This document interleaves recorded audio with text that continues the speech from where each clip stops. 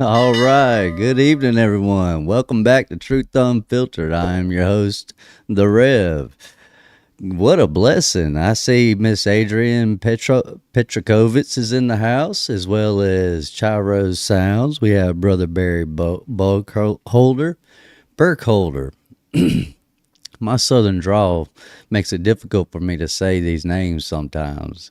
We have Brother Miles in the house. Welcome, Brother Miles. He says, much love, God bless. Won't be able to stay long, unfortunately, but we'll give it a listen in the manana.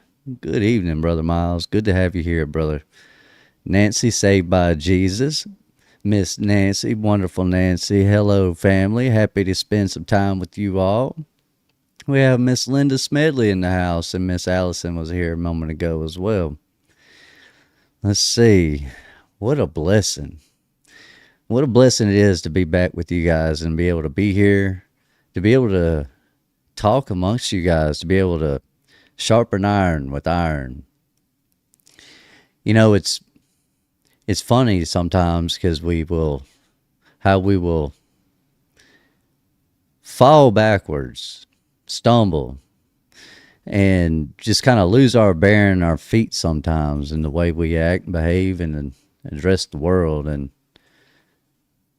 you know, sometimes I feel like I'm my hardest critic.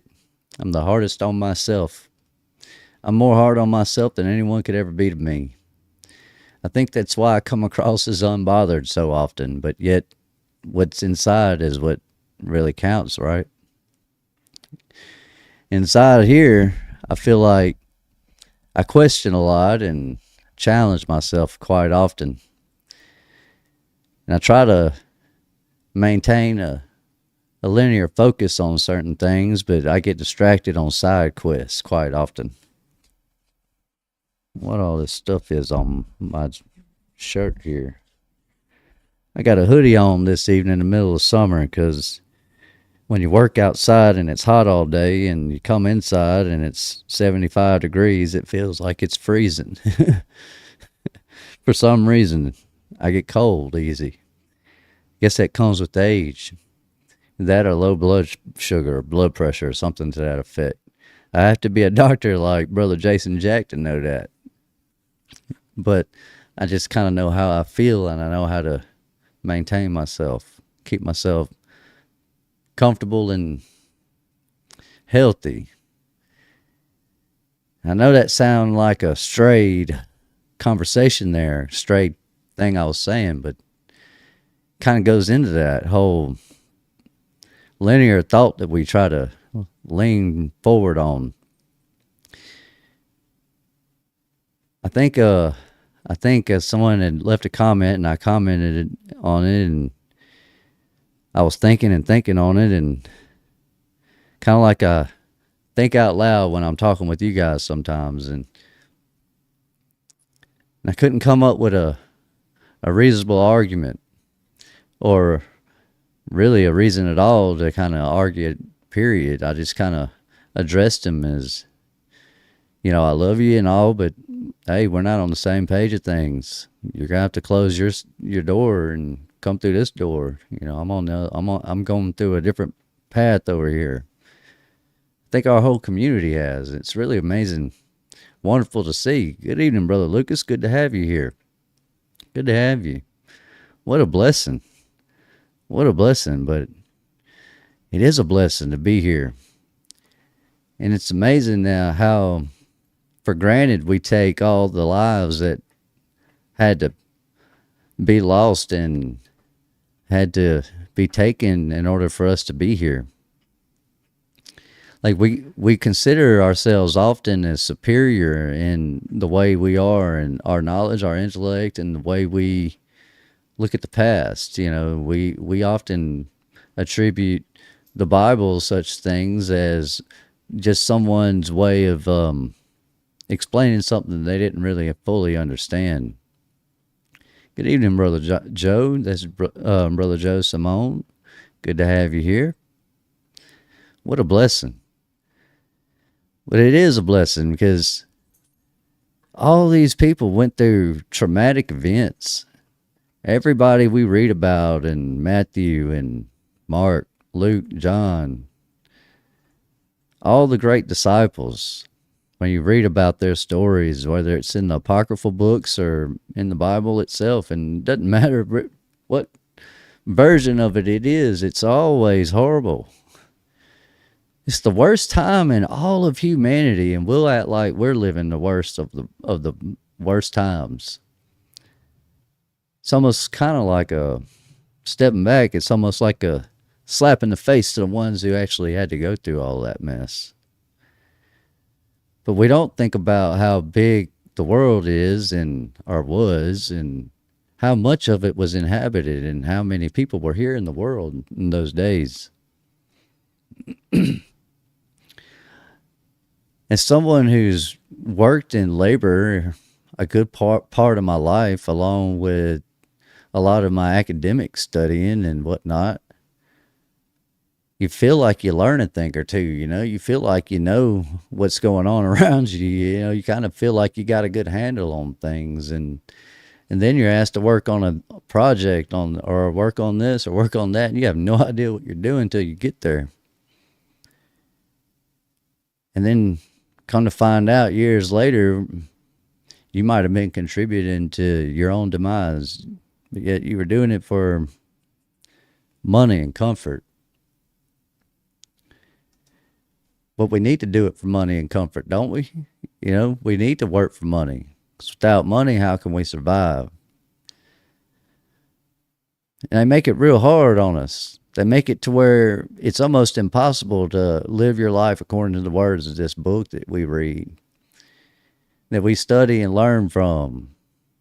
And we challenge ourselves to learn more every single day, and every year we may explore something new and learn something new, or we may learn something new within something old. But we read it and read it and read it, trying to learn the truth. What is what? We know we've been deceived, right? Or do we?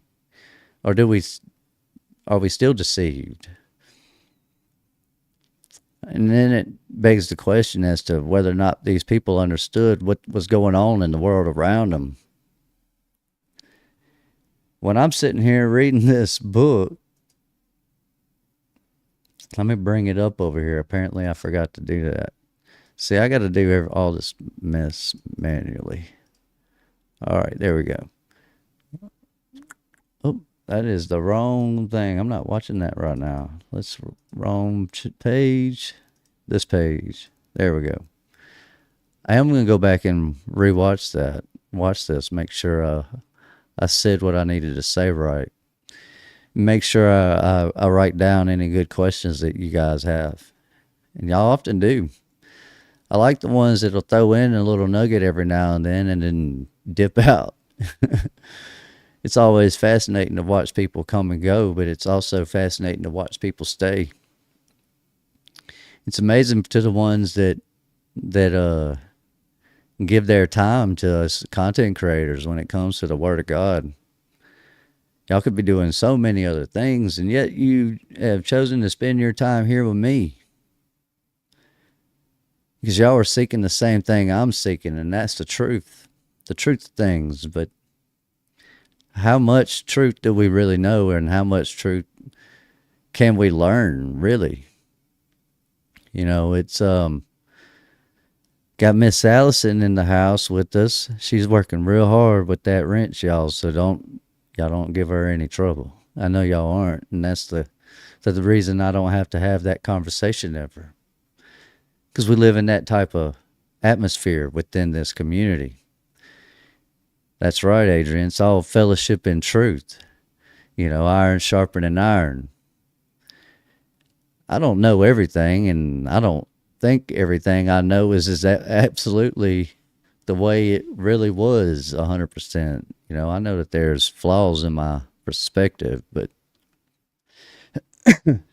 the best way to share it with you guys is to explain it in the best way I know how to explain it. And the thing is, understanding how they meant it and how they were perceiving the world is a very difficult thing to do. It's almost impossible, because of all the layers and all the doors you got to filter through to be able to be inspired enough to understand what they are actually saying.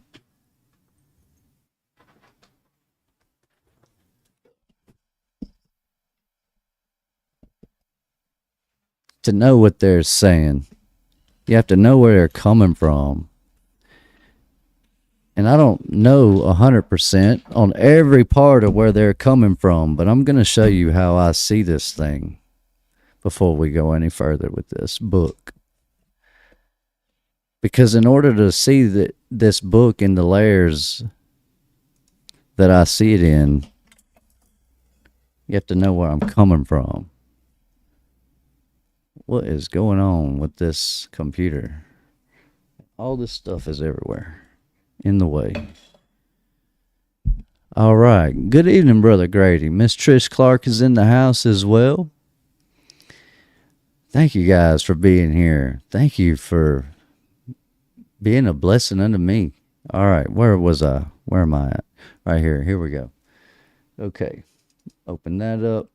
Hit capture. Boom.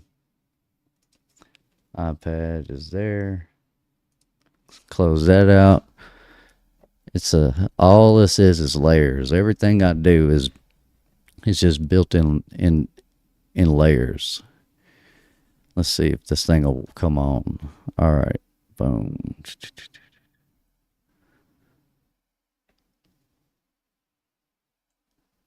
We're going to clear that. We're going to change this door color to black. I'll take this pen out. I'm going to use this pen here. Okay, so what I'm trying to explain to you guys, like whenever I talk about stuff and I start describing doors and how to filter out all these things to be able to see what they're seeing and how they're seeing it, we have to undo all the mess that created us, that designed your character, the person you're playing today within the world. And then that person started out with the little door right here. Get rid of this keyboard. Put that over there for now. We all start out at this door. And what ends up happening is the next door we go through is over here, or it could be. Or you might be given a door that leads to over here by society. But this door leads to 2 more doors, and then another door, and then another door, and another door. And you could just keep making these doors. All these are choices designed by the system, different layers of thought and beliefs based on where you're born, based on where you're raised, what county you grew up in, what city you grew up in, what town and what state. All of that applies to that. But this door here leads to a tiny little path. And at the end of that path is a big door, but that door is designed for all of us that would be creating all these little doors. In each of these doors, we believe that the path is wide like this. And you can draw like a highway. It's just wide. And we believe that each choice is going to lead us to an opportunity that's going to design our future based on a wide path. What ends up happening, though, is there may be a wide path if all there is that one door and that's it. You're able to just stick with that choice for the rest of your life. The problem is you're in society now. Someone's done put some doors in your way. And so your path that looked wide and gracious and all amazing ends up being stubbed by a door. Boom. Now, I don't know, that's a weird looking door, but these doors may be, ethereal or spiritual in nature or whatever. The point is, you have different doors, and all these doors are designed to lead you away from this other door here. This door, no one wants to really go through it because you have to walk this tight rope. The problem is within our community, I feel like, especially with, if, we're going to humble ourselves a bit, is that a lot of us have found ourselves on this door, on this rope.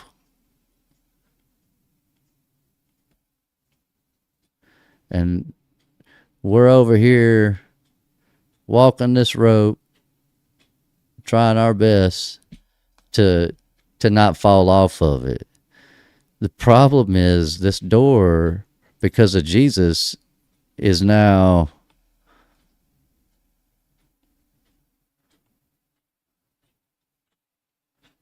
wide open for anyone to come through. Anyone can come through that door. It's easy to come through it. A lot of people come through this door and they realize how hard it is to walk across this thing. They're over here trying to balance, and then they realize it's too difficult. They come back out, and now you got to figure out which door to go through over here in society to fit in, to make your life comfortable again. Well, a lot of us have found ourselves carrying weight in this community. We're carrying someone who is still lost in these doors, this trap of doors, off in these weird little side quests, doing whatever. And we're trying to pull people through this big old wide open door that Jesus left for us.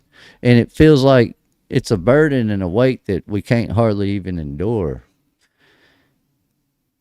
At least that's how it feels to me sometimes. And then, of course, Tuesday and Thursday rolls around, and I'm back hanging out with you guys, and suddenly everything I'm doing feels worth it. Even if there are people that disagree with me, there are always going to be people that understand where we're coming from.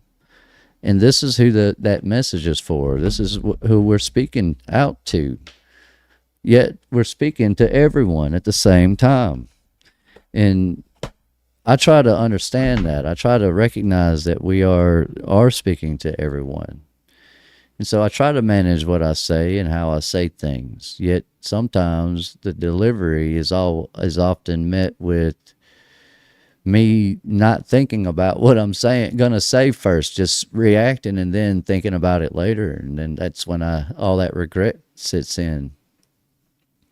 But if I were morally perfect and righteous in all my ways, I'd never have to worry about that, having that thought or feeling. And a lot of these people would have began to feel that way too, especially with Jesus walking among them, hanging out with them and spending time with them. It would have been a marvel to see him, just the same as it's a marvel to see Miss Trish Clark and Brother Grady and Linda and Brother Joe and Miss Allison and everybody else in the chat hanging out with us this evening. It's a marvel to me to see y'all giving me any time, especially based on, just the way I talk. It's weird and funny because the way I talk and the way I sing and do other things, it's a little different. It just sounds different. I don't know why my voice does that. But it was a marvel seeing Jesus in those days, and I think a lot of people get hung up on the idea that they don't necessarily get to be a part of these marvels. I don't understand why they want it to end so badly. Why everybody wants it to just be the end already. Other than we get to be done with things. And despite the fact that we're under this great and grand delusion of deception, We're all delusional and deceived. But despite all that, we could and should still live according to these words that we read.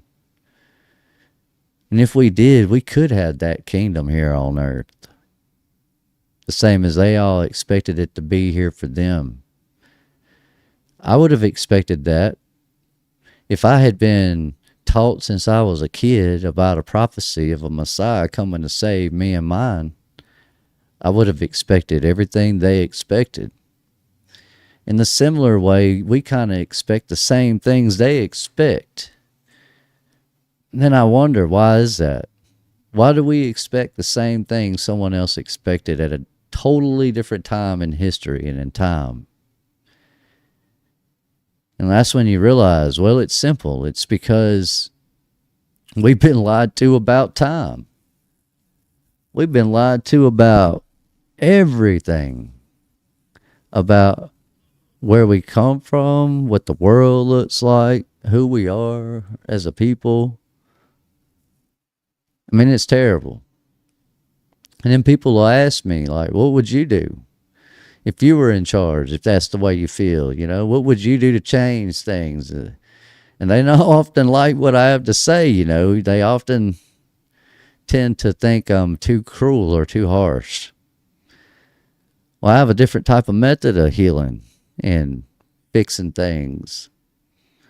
But you ask me, and that's where I come from, and that's where I stand with certain things. It's like, I think if you wanted to be the president of the United States, like if you want to do that, if you want to go through high school and college with in your mind that you want to be the ruler of the free world, governor, mayor, judge, any of those high seat and authority type positions, I think if you wake up and decide that's what you want to be in life, you deserve to be taken away from society. And the only reason you deserve to be taken away from society is the only people need to be in those type of positions is one, Jesus Christ. But the other, if we're going to break it down to a human level, are the people that need to be there.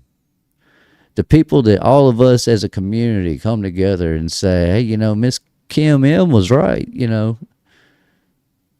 That person is the best person. We should put that person in charge, you know. That person is the one that needs to run things, so to speak.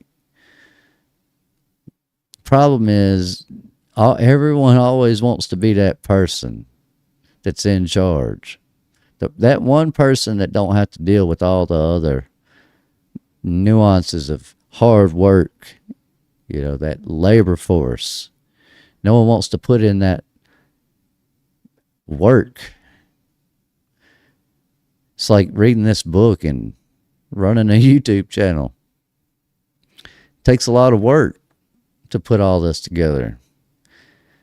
And I lose a lot of sleep because of it. But I would lose a lot of sleep because of other things if I weren't doing this. It'd just be something else. I'd have to substitute this for something else. But trying to see this book from their lens becomes a marvel of intrigue when it comes to considering the doors that they got to open and see through that we don't get today.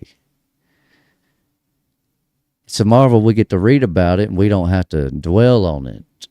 We don't have to worry so much. All prophecy has been fulfilled.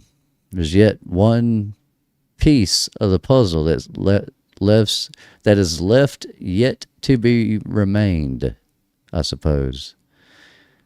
If I'm saying that right. But to get to where we're trying to get to within the little season and this New Testament, this series, Mathew Unfiltered, we got to read through this thing line by line and study what they're saying and understand where they're coming from. Like in chapter 5, verse 1, it says, and seeing the multitudes, he went up into a mountain. And when he was set, his disciples came unto him. And seeing the multitudes, he went up into a mountain. And when he was set, his disciples come to him. Jesus come out there and he said, "Oh man, everybody's waiting to hear from me and talk to me. They got to slow down. I'm gonna go up here and hang out for a minute." And he goes up there into this mountain to kind of gather himself. Then all the men come up to him, the disciples. They eventually follow him. Then it says, "And he opened his mouth and taught them, saying, Blessed are the poor in spirit, for theirs is the kingdom of heaven." He's talking about the meek and the ones that are truly humble and caring, the really good souls in the world. Unlike myself, I don't feel so humble sometimes, and sometimes I don't feel too righteous either. But I try to be. I try. But I like to reflect on stuff like that as I'm reading through here. It says in verse 4, "Blessed are they that mourn, for they shall be comforted." He's talking about at that day there will be people that will know the end is nigh. And yet he'll tell them, that they don't worry, that I know it's going to be tough and terrible. I understand that it's going to get better for you. And I think our generation, we take that for granted sometimes, and that layer of thought when it comes to things will just get better. We often apply that to things that we don't want to do nothing about as far as to change it. Knowing it needs to be changed, we'll rely on the fact or the idea that this thing can be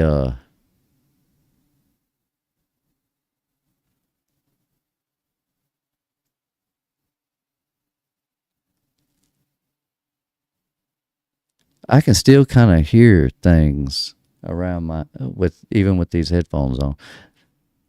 I swear I thought I just heard somebody outside, and I probably didn't, or the dogs would have said something, but I heard something. It was weird. It's like I heard a sound, and I thought it was either my headphones coming through my headphones or something. I don't know. Anyways, the point is, he's saying that they're going to have it's going to be bad, but it's going to get good. And then, we'll say that often. Like we'll be doing a bad thing, and then or a bad thing will happen, and we'll say, "Don't worry, it'll get better." And the truth is, it kind of will. You'll just kind of forget about it is what'll happen. You'll kind of move on from the bad and move towards the good.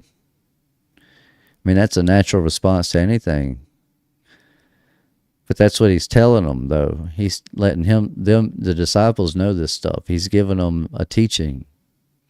He said, "Blessed are the meek, for they will inherit the earth." And the meek are the ones that stand for what's right, but yet keep their sword sheathed until absolutely necessary.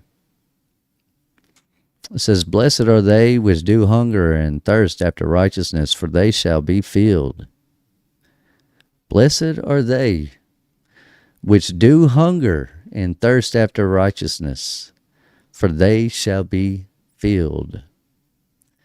I wonder how many people actually are striving to be righteous, or are they just striving to do right? Are they trying to be righteous or just do what's right? It's kind of like court. When you go to court, it's not really about who's innocent or guilty so much as who can win. Kind of like in business, it's about who can win. Comes into the world game, it's about winning nowadays, right? It's all about winning. It's all about building yourself as someone worthy of being revered and looked upon as somebody special or important. That's what I get from all that as I read it. Man, I sit here and read this stuff, and man, sometimes I'll just, it's like I get overwhelmed with all these emotions sometimes. It's almost unbearable, but it's good when we can read through it and learn from it. Like, and blessed are they which do hunger and thirst after righteousness, for they shall be filled. As long as we're trying our best, keep pulling those people, pulling that chain, pulling them through your door. As long as your door leads them to Christ, He'll do the rest. That's what that's telling us. Blessed are the merciful, for they shall obtain mercy. I think that goes into, man, what a blessing. Wow, what a blessing. So, blessed are the merciful, for they shall obtain mercy. I was just talking about this and didn't even realize it. I was talking with Brother Scott Free earlier, and I asked a question. I said, am I being prideful when I sit here and stand up for something I know is right, knowing it's going to upset people and this and that? Or should I just let things be sometimes? And I think that's where that comes into play when I think about it. When I read that, it's where it reminds me of. It makes me think about that. Am I going to be judged because I didn't do what I knew was right, even though these people around me believe something else is right, the opposite, perhaps? Well, I think that's where showing mercy comes in. It's that delivery and of how you portray yourself. Blessed are the merciful, for they shall obtain mercy. Things won't be as bad on you as if you're not as bad on others. It's that how you treat people thing. It's really difficult for someone to be hateful towards someone who loves them. It takes a wicked heart and a wicked soul to make that happen. It's why this book says things like, if they have an ear, let them hear. Not everybody does, but some people do. It takes reaching out and seeking it, though. And that's what a lot of us have done and are doing in this community, and that's why it's so great to be here. In verse 8 it says, blessed are the pure in heart, for they shall see God. The pure in heart, they shall see God. Blessed are they. They'll see God. That's amazing, actually. It's really awesome. I would like to see God and not die. I think that would be good. But even so, I'd rather see Him in any... And I'm just as happy with any version or way that I do get to see Him. It says, blessed are the peacemakers, for they shall be called the children of God. I don't know if I'm a peacemaker or not. It seems like my message sows divisions in some cases, in some places, in some corners of our community there. There are people that don't agree with my approach on things, especially when it comes to this community and this book, or the word, or the fight for truth. Blessed are the peacemakers. I love them anyways, though. I hate that people don't like me or love me or want anything to do with me sometimes. I can't stand that. But at the same time, I love them regardless. They're still welcome over here, but, there's parameters. If you lean too far one way or the other, I'm going to fall off this little rope, and I don't want to fall. Because then I'm relying on all of y'all to pull me up, and then y'all are all pulling me through different doors. That's y'all. That's everyone in the world. And me. I'm just showing you my doors. That's all. And I know you guys will show me yours, and I appreciate that. That's why I love hanging out with you guys and spending time with you. We're the peacemakers, whether people see it that way or not. Sometimes I think it takes people getting a little bit angry and upset to realize that they have found peace. Blessed are they which are persecuted for righteous sake, for theirs is the kingdom of heaven. Now that could only mean one people or one group of people in my mind. Blessed are they which are persecuted for righteousness' sake, for theirs is the kingdom of heaven. They'll be like, almost like angels, I feel like. You know, not quite angels, but almost angels, or something in between. But better, greater maybe, I'm not sure. But I understand that people today want this to be them. And man, I think that would be cool to be them if you could, without it having to be painful to be them. But it's impossible to be them without what they have to go through, what he's talking about. They don't know this yet. We know this because we've read through this already. But blessed are they which are persecuted. That's the ones he's talking to them, disciples. He's telling them about the ones who will be beheaded for Jesus' name and for not giving up on truth. We don't have to worry about that in 2025 in the modern day reality. The problem with that is that there will be times and here and there where there will be places where people will get persecuted for their belief in Jesus. And somehow we'll attribute that to these same events that took place back in the past. The issue that I have with that is that I look at this as though there are so many people in the world, this would have been a worldwide epidemic. But blessed are ye when men shall revile you and persecute you, and shall say all manner of evil against you falsely for my sake. A lot of that comes from the competitive nature people have, this desire to be first. You know, like there's some grand importance with being the one who discovered the little season or this topic or that topic or this thing or that thing. I don't do this for the competition. I'm not in competition with anyone.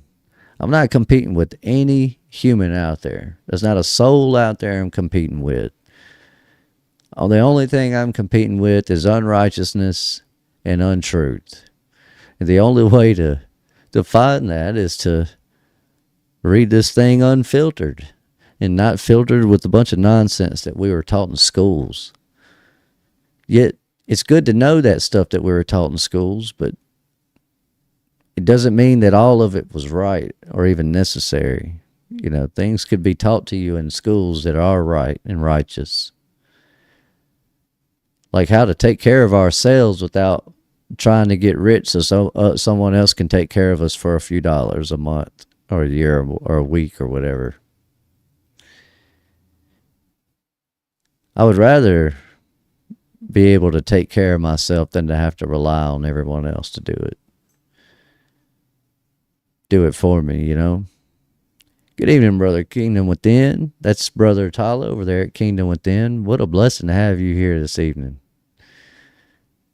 But yeah, that's how I look at that. Like, man, you know, why do we have to be competitive with one another? Why is it got to be about me versus you and you versus me? Why can't it be us versus the lies? It's us versus the world, you know. It's us versus them, not us versus them.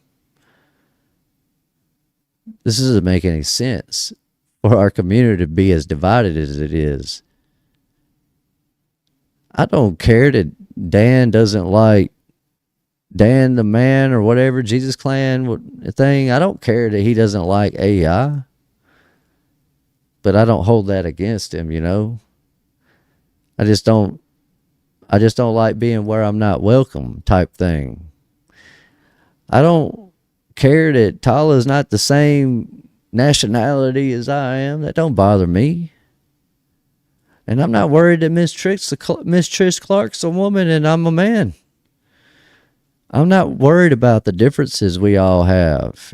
And when it comes to anything, nor am I worried about the differences we have in Scripture. I'm interested in the way y'all see things. I like learning. It gives me a bigger window to look through the world in. I see it through all of your lenses. I'm not trying to compete with anybody or trying to outdo anyone. I'm just trying to do what I know how to do, and these computers, they come natural to me. But I've been dealing with them for a long time. That's the only reason it seems that way. This has been a decades or long, double decades long process getting this whole channel thing up and going. Takes a while to do things sometimes, especially when you have to do it on your own. It's much easier when we can come together and work together, you know.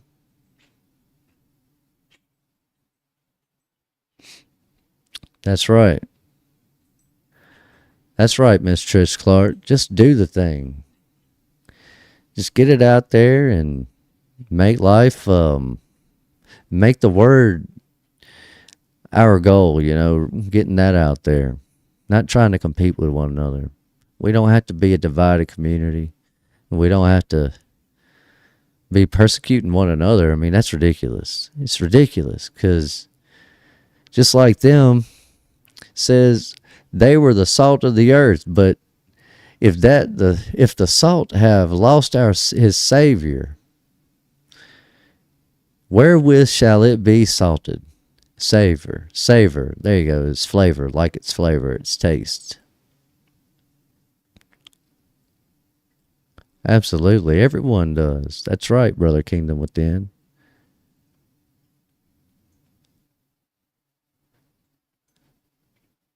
That's right.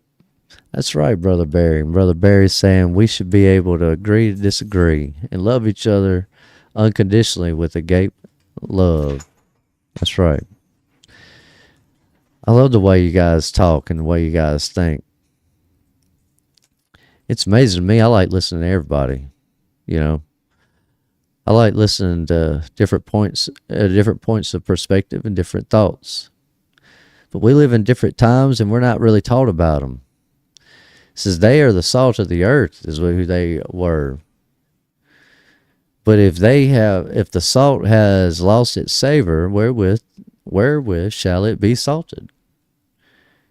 If it's, you know, I mean, where else could you go? If it's everywhere. It is thenceforth good for nothing but to be cast out and to be trodden under foot of men. Ye are the salt of the earth, but if the salt have lost his savor, wherewith shall it be salted? It is henceforth good for nothing, but to be cast out and to be trodden under foot of men. It says, you are the light of the world, a city that is set on a hill that cannot hide, can't be hidden. You know, I don't think we're meant to be hiding. You know, we're not supposed to sit back and just watch the world go by. We're supposed to do what each one of y'all are doing, what all these other content creators are doing. Despite everyone's differences in the way they do things here and there. But this here says, they are the light of the world, a city that is set on a hill that cannot be hid.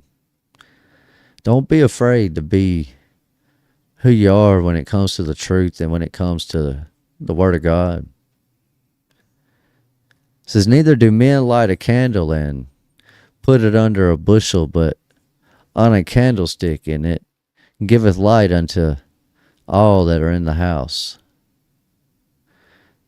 Neither do men light a candle and put it under a bushel, but under a candlestick, and give it light unto all that are in their house. Why would they do that? Neither do men light a candle and put it under a bushel, but on a candlestick. That's a pretty interesting thought. I have when it comes to that. To me, it is. It's an interesting thought to wonder, because it's like, it's just telling you that, says, you mean you wouldn't do that. I mean, you're not like, neither do men light a candle and put it under a bushel. I mean, you wouldn't light a candle for light under a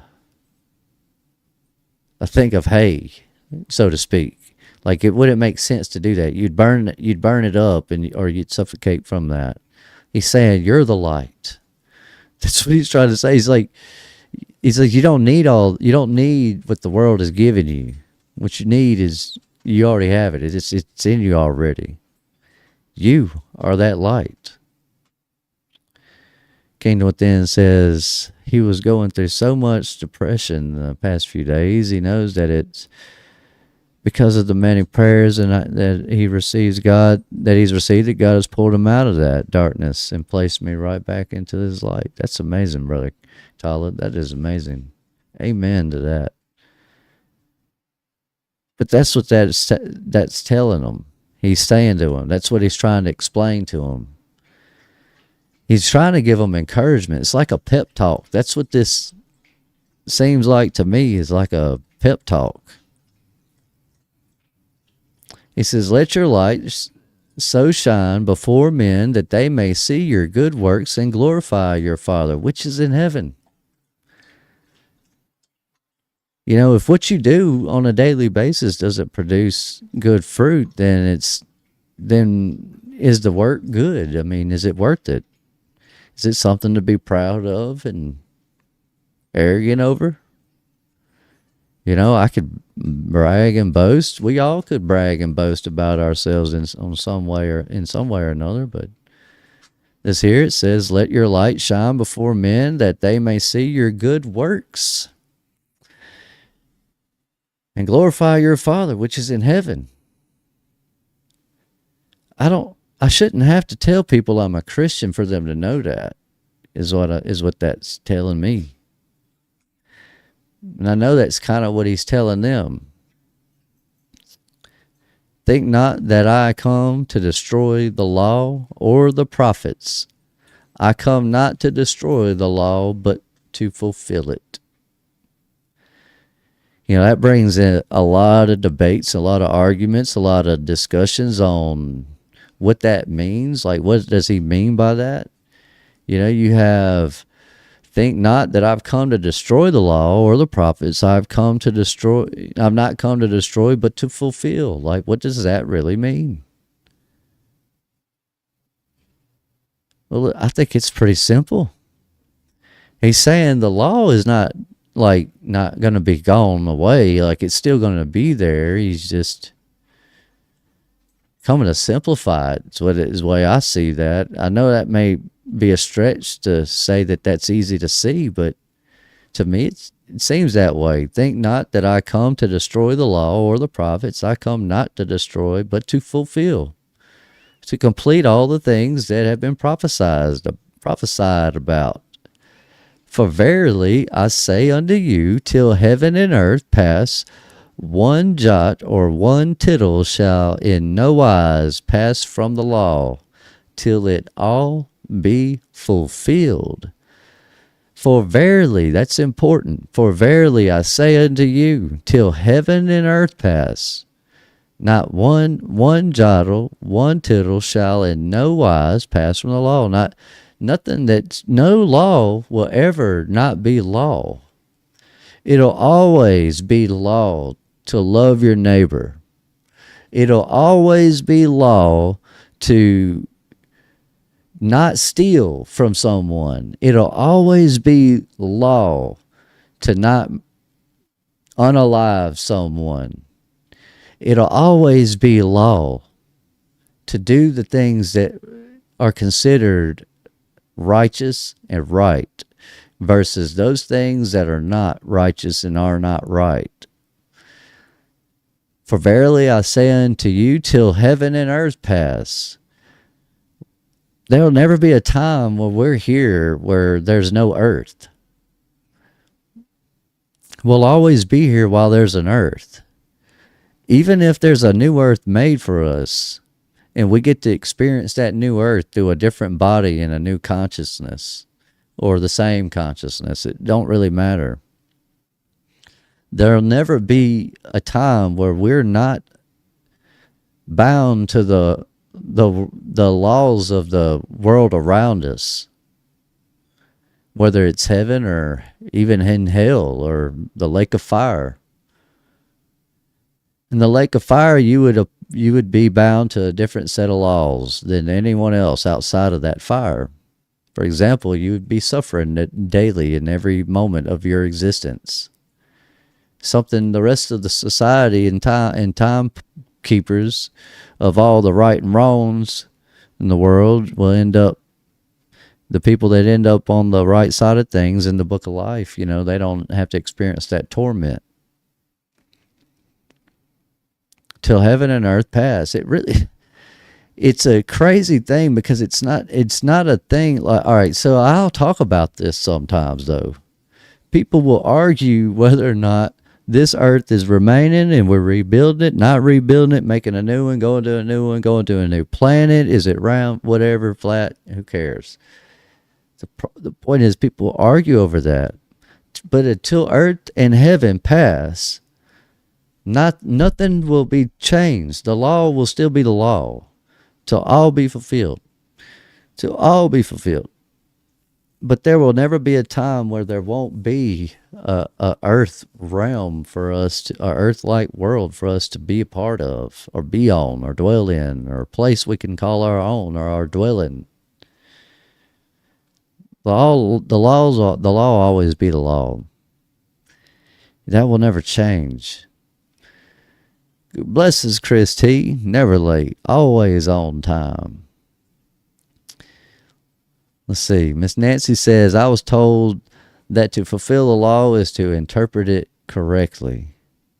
She says, not like the Pharisees and scribes interpreted it. That's right. Well, I mean, yeah, I guess you could see it like that. You could say that that's right. The way I could see it like that, but I kind of look at it like the fulfillment is the end of this book. When we close it up and don't have to look at it ever again, we get to move on into that new reality. I think until then, we need to be really working really hard and putting as much effort into being the best versions of ourselves as we can be, and that's hard to do sometimes, but yet we'll get there. I believe we will. It says, whosoever shall break one of these least commandments and shall teach men so, he shall be called the least in the kingdom of heaven. That's those ones who'll get out there and teach those prosperity gospels. Just if you guys will send Rev a $10,000 check every other week, we could all go to heaven. That's those type of people. But you're going to get rich too. You're going to get blessed. If you bless me in that way, you'll get blessed also. That's what they teach. But it's like that, or people that will tell you that you're going to go to heaven even if you do something that they absolutely tell you will keep you out of heaven. This will keep you from being in the book of life, and yet it'll say that in the book that we're reading here. And yet people will argue still and say, nope, they're still going. They're still going to make it, Those people become the least of us in heaven. Yet, while today, someone like myself who says, hey, doing the whole gay thing, the God that made you don't like that. And then they go, well, you're an awful person. Well, I'm an awful person then, I guess. I'm not trying to be. I'm not trying to hurt you.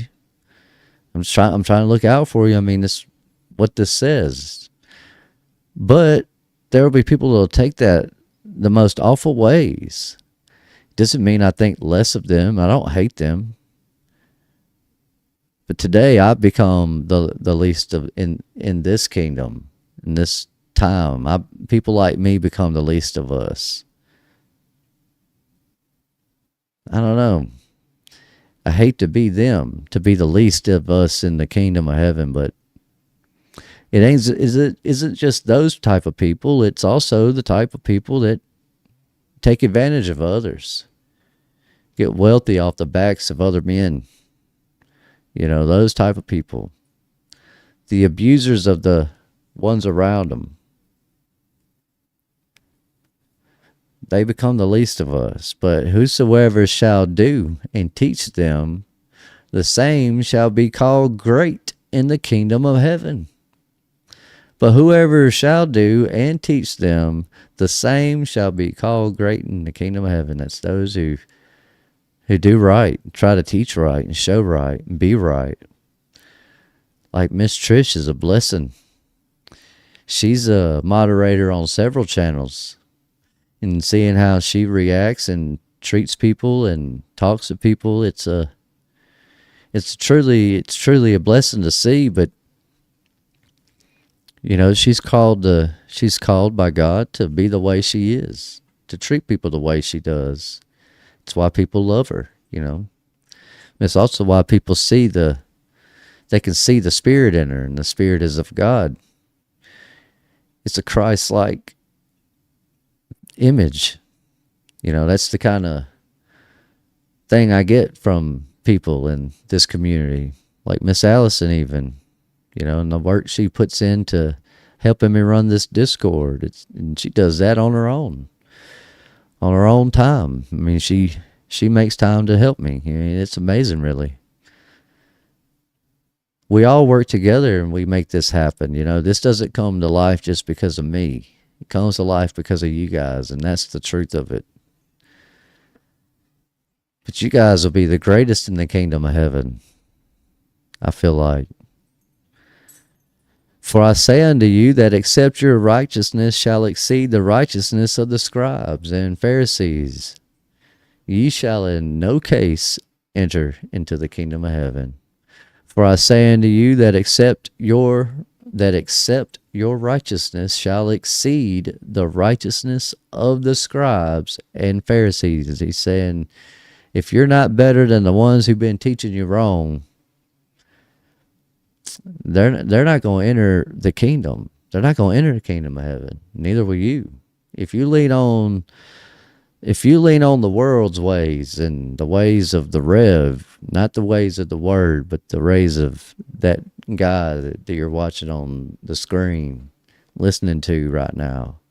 If you're leaning on my ways, you might not make it into heaven, but you might.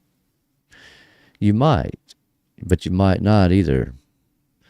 The point is, the goal is to be better than the ones that teach you. If someone tells you how to do something, the goal isn't to just kind of half and half do it, piddle around with it. It's to succeed at it. It's to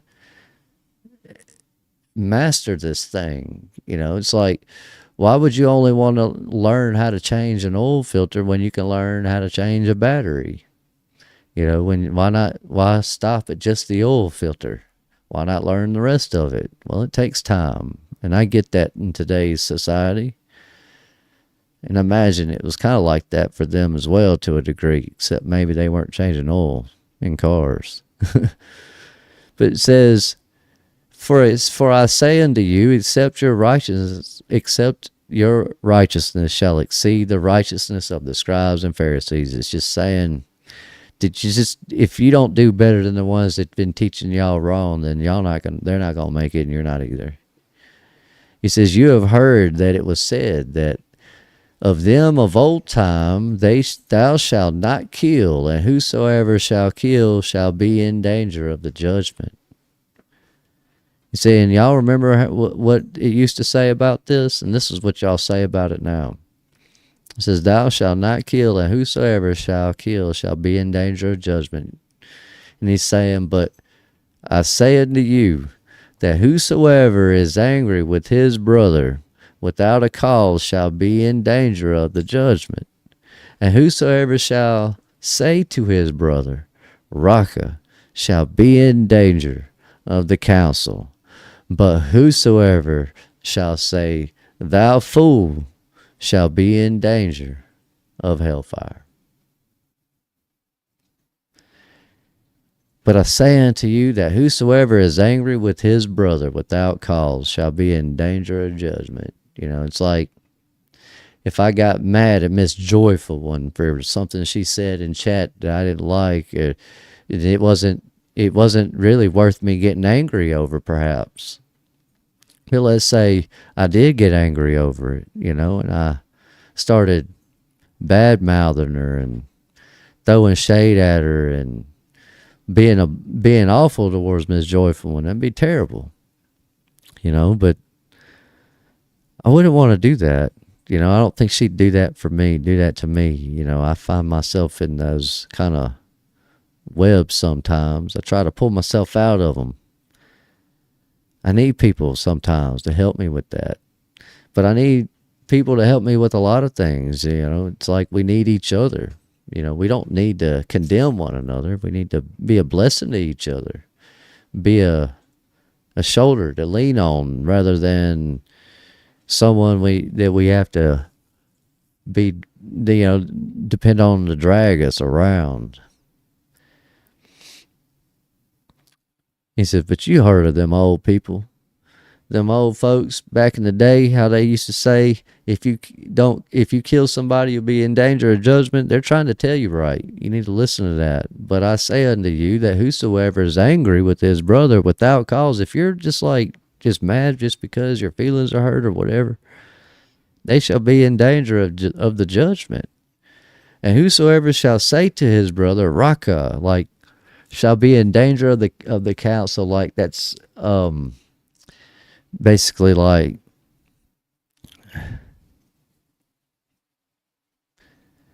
it's where they go out I guess a good example would be kind of like if I was over here accusing Brother Barry Burkholder of saying, I don't know, doing something he shouldn't be doing. And what that'll happen is now I'm bringing other people into it because I'm accusing him of it. Now that I've brought other people into it, it'll be like, it'll be whether or not it'll be a bunch of people now is what it'll be. It'll be like a council. And then that council, but whosoever shall say, thou fool, shall be in danger of hellfire. He's like, basically he's telling these disciples that when you're out here explaining this, people that argue with you and disagree with you, understand, they're going to call you a fool. And those that do, they shall be in danger of hellfire. The ones who stand for truth and for righteousness, the ones who stand for Jesus Christ, the true Messiah that died and returned and built a world and left it behind for us so we could have many mansions that were taken over by a few people with big egos. That's essentially way I see it, way I look at it. It says, therefore, if thou bring thy gift to the altar, and there rememberest that thy brother hath aught against thee, therefore, if thou bring thy gift to the altar, and there rememberest that thy brother has aught thee, he's saying if you bring a gift to the altar, and you remember what happened between you and your brother, leave there thy gift before the altar, and go away, go your way. First be reconciled to thy brother, make sure things are good, and then come and offer thy gift. Agree with thine adversary, agree with thine adversary quickly, whilst thou art in the way with him, lest at any time the adversary deliver thee to judge, and the judge deliver thee to officer, and thou be cast into prison. He says, agree with your adversary quickly. Agree with thine adversary quickly. Thy. It's like people's.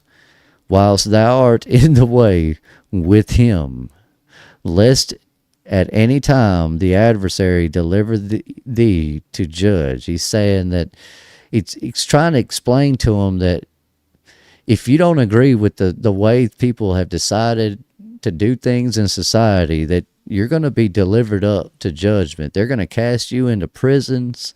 These people are going to come and arrest you and take you away. And verily I say unto thee, thou shalt by no means come out thence, till thou hast paid the utmost farthing. Verily I say unto thee, thou shalt by no means come out thence, till thou hast paid the utmost farthing. He's saying, man, he's telling them that it's going to be very bad. That it's going to be bad, but all right, so I'm going to pull this up. All right, where was I? Right here. The utmost farthing. I know that throws people off when they read that stuff, but they're reading too much into these words sometimes. The context is what's important to me when I'm reading all of this. It's not necessarily memorizing these words. But it says, verily I say unto thee, thou shalt by no means come out thence till thou hast paid the utmost farthing. It's saying that until you've gone through the worst time of your life, it's not going to get good for you. Just hang in there. But what does farthing mean? A former monetary unit and coin of the UK withdrawn in... That isn't... I don't think that's what that means. Here we go. It's right here. This is the one we need to look up. In the Bible, farthing refers to a very small Roman coin, the quadrans, which was worth 1/4 of an as. Wait, why is it written like that? That is weird. In the Bible, farthing is basically a coin. That's all that is. This is also the coin referred to in the phrase uttermost farthing.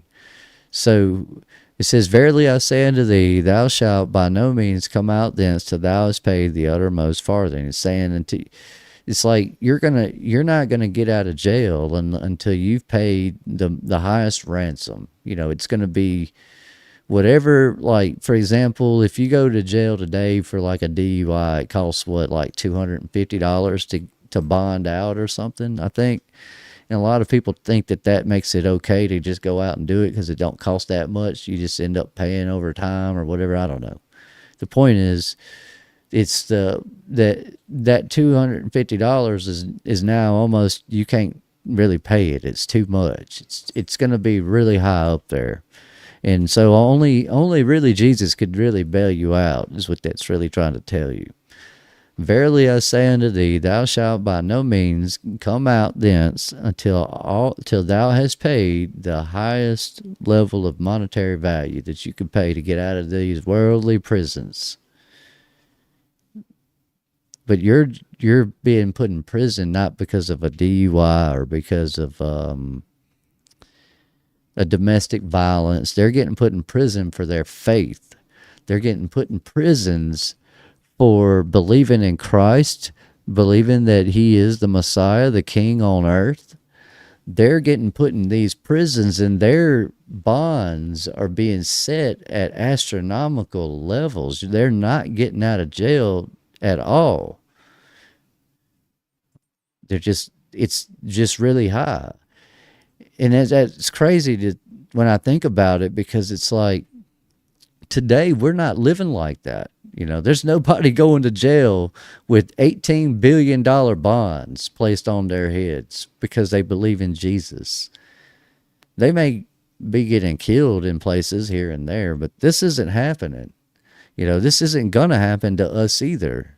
There's never going to be a time where that does happen. I mean, it will happen here and there, but God bless your soul if you come down to Mississippi thinking you're going to make this happen. That someone's going to come here and make us, you know, put us in jails, in Mississippi jails, for preaching the Bible or talking about the Bible or the truth. I might end up there. This country fella might end up in jail for preaching the truth. But I've been there, done that. I'm not worried about doing that again if they want to go that route. The problem is there are many people that don't really have time for jail, and I get that, but this isn't happening to everyone, not everywhere, It's why I read this, and I know it's like some of this stuff is taken out of order and out of context. But then it says, "Ye have heard that it was said by them of old time, Thou shalt not commit adultery. But I say unto you that whosoever looketh on a woman to lust after her hath committed adultery with her already in his heart." He's winding them up, getting them ready for the true understanding of this new law, or this fulfilled law, this fulfillment of law, this understanding of how to love people right and how to do right. It's what's in here that counts. It's what's in your heart that matters. What is your intent behind the words you're saying? Whether you're coaching a little league baseball team or giving directions to some stranger on the side of the road. It says, "You have heard it said by them anytime that thou shalt not commit adultery. But I say unto you that whosoever looketh on a woman and lust after her have committed adultery with her already in his heart." And I can't lie to you and tell you I'm not guilty of this. I've looked at women and thought, man, that woman is beautiful. I'd love to meet her and, and spend quality time with her. Yeah, we can start a swear jar of sorts, but for res bail money. That's a wonderful idea there, Miss Trish Clark. And Miss Kim, thank you for that. She says, Miss Kim says she'd bail me out. She says, "I'd bail you out, Rev." She'd bail me out. That's a blessing. It's wonderful. I know you guys are amazing. And I know you would. I believe you would too. Like I truly do. I believe that many of you would reach out and try to get me out of jail if y'all found out I was in there. Especially if it was for simply speaking the truth or what's on my mind, Now, if I go out there and ask somebody, then yeah, I expect that you guys let me go to jail. I probably would deserve to be there, but it's amazing to have you guys here. But yeah, it's amazing. It really is. But yeah, I'm guilty of this. I've lusted after women. I can't deny that, I try not to. I try to avoid those things like that. What a blessing. Thank you, Miss Trish. Thank you. Thank you. Absolutely. Thank you for that. Let me hit this button. Miss Trish, what a blessing. Bless her heart. She just donated to Rev's Bail Fund from me and Scott. What a blessing. Thank you for that. Y'all didn't have to do that, but y'all did, and that's amazing. I thank you guys. I really do. Blessings to y'all, for real.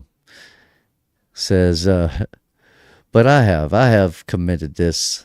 This has happened to me, but he's just really winding them up and trying to explain to them that it's what's on your heart that really counts, And I can't say I've been perfect my whole life, but man, God knew what he was doing when he created women.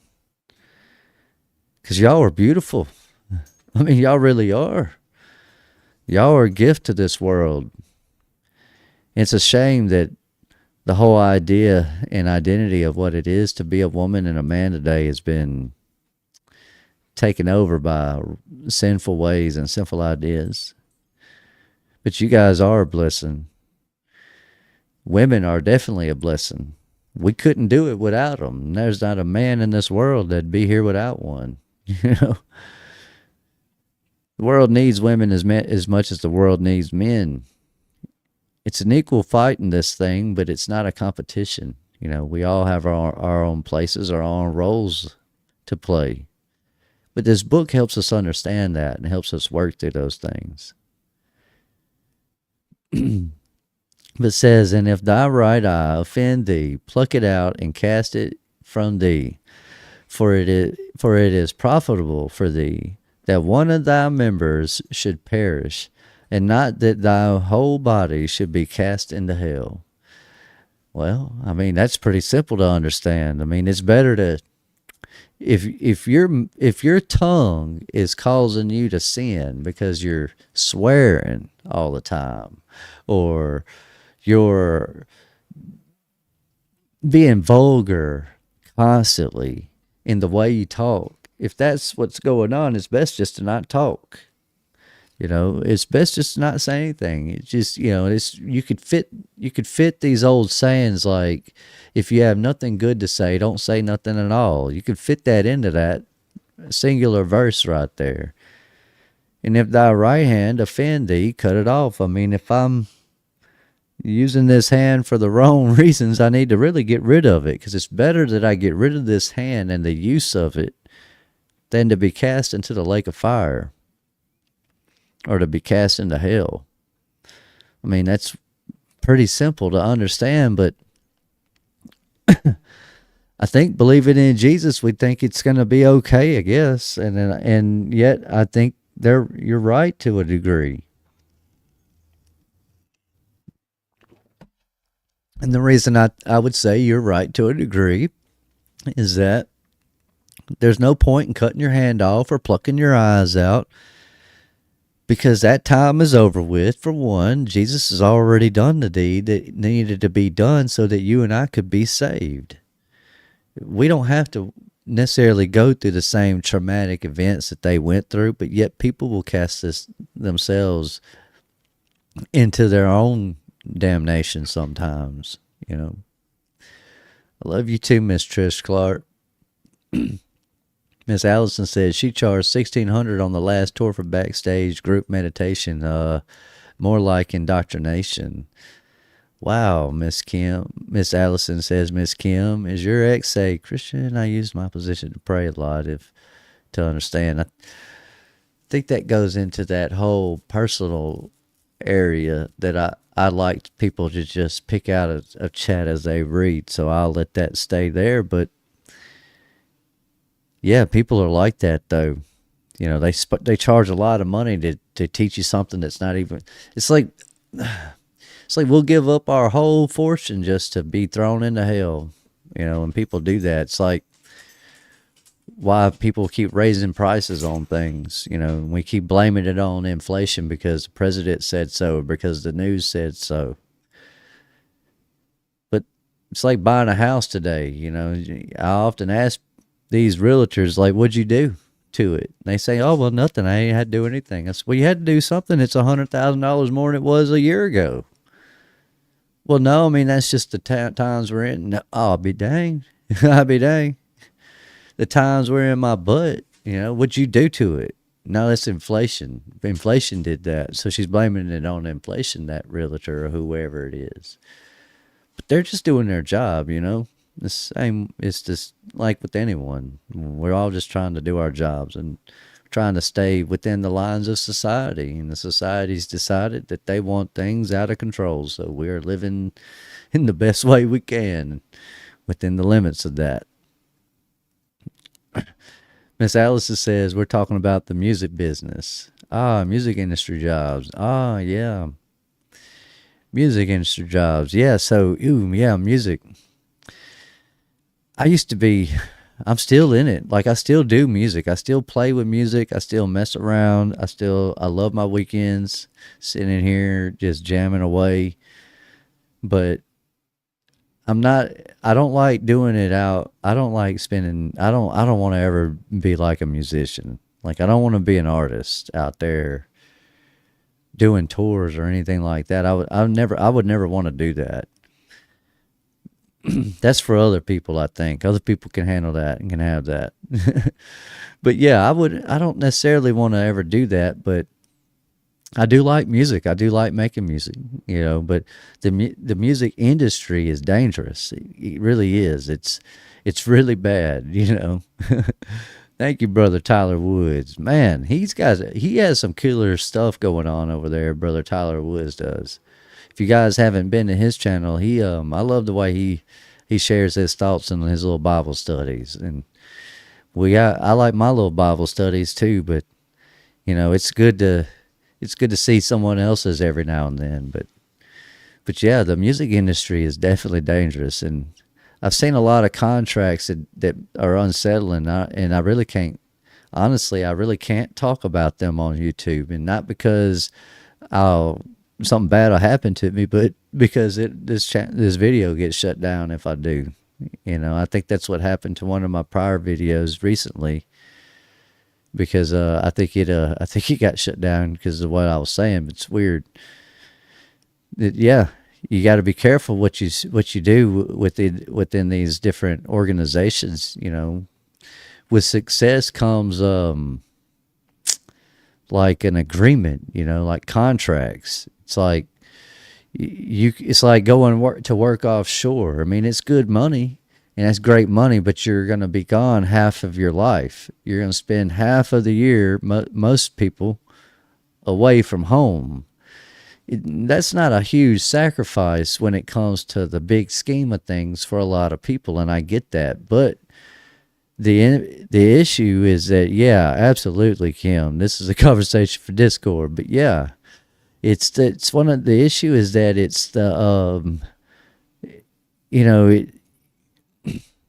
when we I don't know, it's just kind of like looking at this thing and realizing that every battle is not made for us to fight, I guess. About the best way to sum that up and to move on to the next step of this. Let's see. Talk to Josh Monday. He's a Christian rapper too. He's got some pretty good stuff out. Yeah, he does, actually. He does. He really does. I've listened to some of his stuff already. There's a lot of people that are gifted and talented, and some people can probably put on a really good show, but I'm 42 years old. I'm past all that. I'm not trying to put on any shows. But I do like my music now. I do like messing with it, and I like building my skills up with it and learning from it and making it, and trying to make good sounds. It's not the sound necessarily so much as I want a good positive vibe. I want to feel good. I'm tired of feeling, listening to music. It gives me these awful feelings, it makes me feel aggressive and whatnot. I'm past all that. I'm trying to slow down in life. But right now, to be honest, I'm just, during the week, I get wore out from work, especially during the summertime. When the winter gets here and it cools down a bit, things will be a little bit better down here for me, I feel like. But again, ye have heard that it have been said to them in old times, thou shalt not forswear thyself before but shalt perform unto the Lord thine oath. Again, you have heard that it had been said by them of old time, thou shalt not forswear thyself, but shalt perform unto the Lord thine oaths. Your only oaths you need to take are to God above us, to our Father in heaven. It's your service to Him. That's the only oath we need to be taking. And He said, about that. It's been said. This goes way back. They've been telling y'all this for a long time.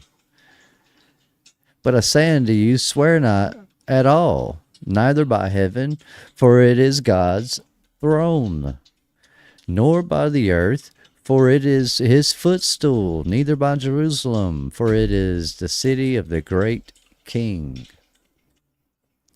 That kind of goes into the whole let your yeses be yeses and your noes be noes.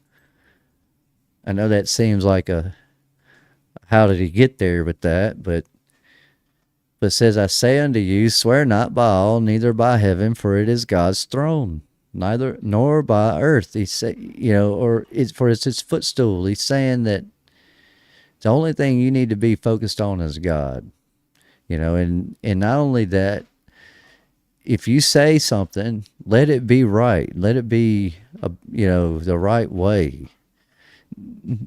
Don't say something just to say it, don't say it for the wrong reasons.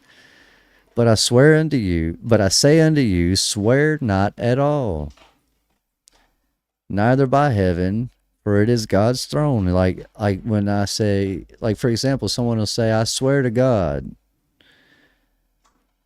I try not to say that. Like I might say I swear, and I'm not even sure if that's right to say, to be honest. But the point is, I swear to God, we ought not be saying stuff like that, or like swearing on anything.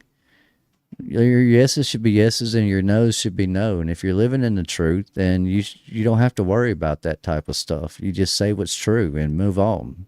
It's that simple. Miss Kim M says, "Speak truth, live in truth, faithful to God." Absolutely, amen to that. Neither shalt swear by thy head, because thou canst make one hair white or black. You can't control what you are and who you are. You know, it's like swearing to this person or swearing to that person. But but you can't. It's like, who are you? I mean, you're just a person. It's what that's saying. Like you can't change things the way, things are the way they are, so to speak. Well, when it comes to you, as a person, it's like you can't. It's like a black person can't make themselves white, really, and a white person can't make themselves black. I mean, you can alter the color of your pigment. You can tan yourself or darken yourself or lighten yourself in some way. But you'll never change what you were. You'll always be what you were, what you are. It's like a man will always be a man and a woman will always be a woman. Doesn't matter what society has to say. They live inside that Overton window and we live outside of it. But it says, let your communication be yea, yea, nay for nay, for whatsoever is more than these cometh of evil. Man, it's amazing. It took us right to what I was just thinking, what I was just explaining, based off of what I read in 36, and 35 and 36. Well, actually all of those. But let your communication be yea, yea, nay, nay, for whatsoever is more than these cometh of evil. Yeah, it's exactly what I'm saying. It's what I just said. It's let your yeses be yeses and your no's be no's. Live in truth and don't worry about don't worry about the rest. It'll sort itself out, I suppose. You have heard that it have been said, an eye for an eye and a tooth for a tooth. But I say to you that you resist not evil. But whosoever shall smite thee on thy right cheek, turn to him other thee also. Don't be trying to fight these people. They that resist, that you resist not evil. But whosoever shall smite thee on thy right cheek, turn to him the other also. Now, this doesn't take away from the fact that it just said earlier that the meek shall inherit the earth. Not everybody needs to be meek. Some people are going to be different ways, I guess, is where I take all that. But he's saying that eye for an eye, tooth for a tooth, turn the other cheek. He's saying that, there's no point in fighting what's about to come. He's preparing them for the worst day of their life, is what he's preparing them for. And don't sit here and worry about trying to fight and win. Just deal with what they put you through, because it's only after you pay the highest cost that you get out and are comforted. Yeah, ye have heard that it has been said, eye for an eye, tooth for a tooth, turn the other cheek. Turn the other cheek. Don't deal with them. Don't worry about that. But you remember it earlier. It said that the disciples came unto him. He's not talking to the multitude yet. He's only talking to the disciples.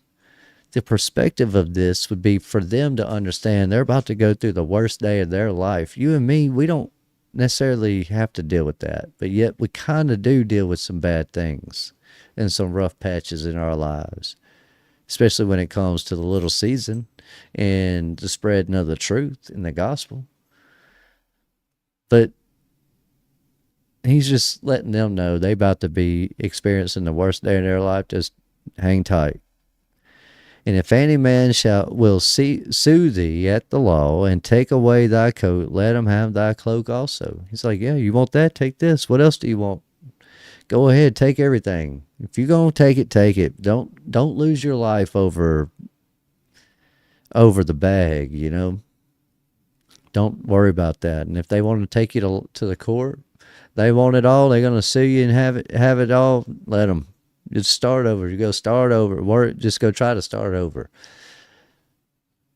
He's not even telling them to try to start over, though. That's me. I'm telling you to start over. That's the Rev telling you that. But Jesus is telling them disciples to just don't even worry about starting over. He didn't even mention that yet.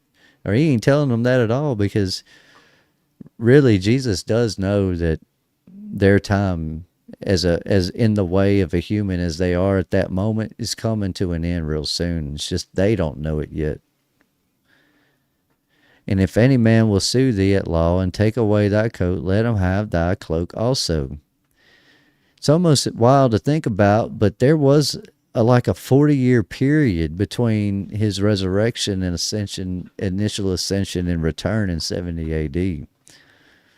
It's essentially 40 years almost. So during that time, you would have had pockets of time throughout that 40 years. I mean, that's 4 decades. It's plenty of time for people to lose faith, regain faith, still go to jail, still go to court, still get arrested, still go get pulled over, get arrested by the police for this reason or that reason. They still have time to kind of go through the world, but it's Rome. It's Roman era, not today, not 2025.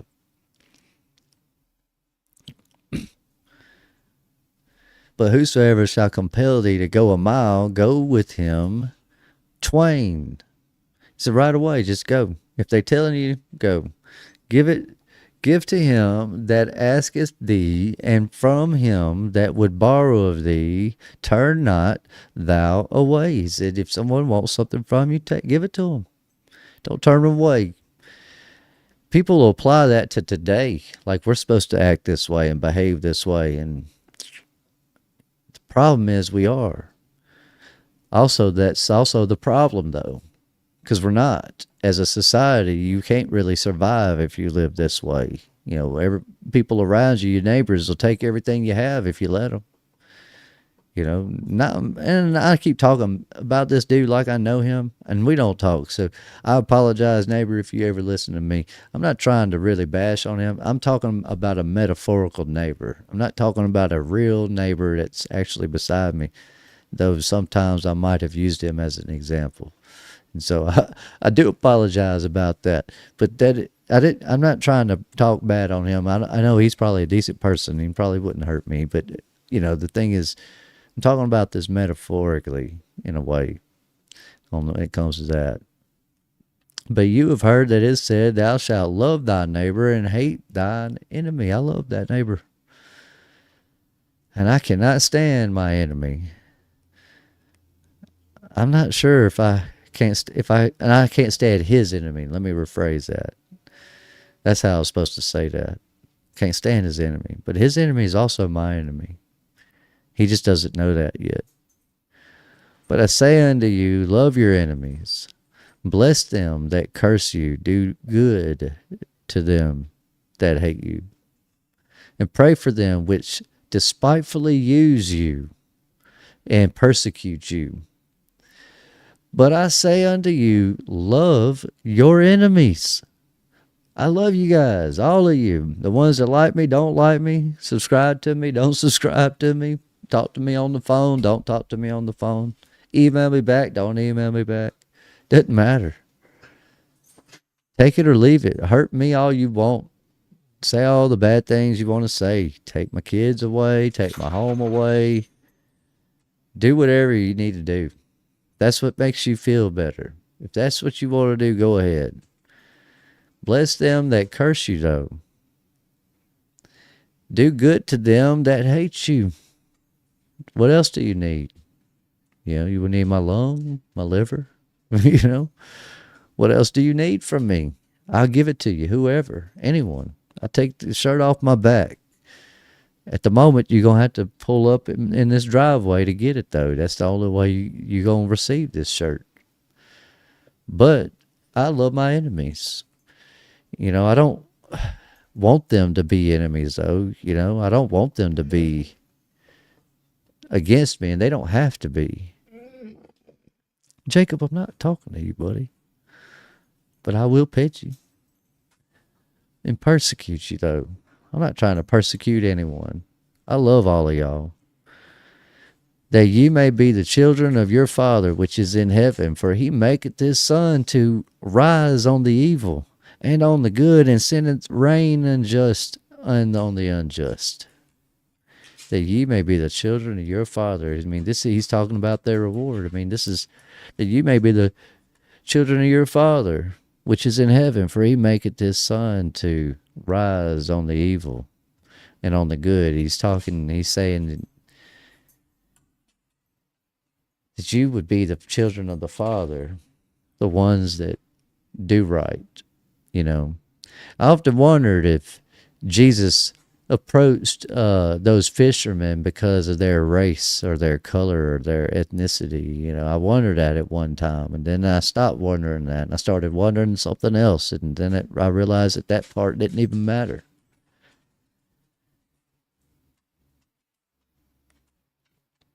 Because they're the children of our Father. The ones that give up the ways of the world in the favor of Christ, our Lord and Savior. But ye may be the children of your Father which is in heaven, for he maketh his sun to rise on the evil and on the good, and sendeth rain on the just and on the unjust. For those that need a preachery style with that. That's all that's really telling us. But for ye love them which love you, what reward have ye have? Or what reward do you have, or have ye? We love reversing this stuff around in America, in this English language we speak. For if ye love them which love you, that what reward have ye? For if you love them which love you, what do you think you're going to get out of that? What do you think would happen if you treat someone absolutely the way you want to be treated? Are you sitting, do you really think something bad will happen? And why? Why do you think it would be bad if you treat someone the way you want to be treated? At least that's how I figure that to mean. What reward do you have? Do not even the publicans and the publicans the same? For if we love them which love you, what reward have you? Do even the publicans the same?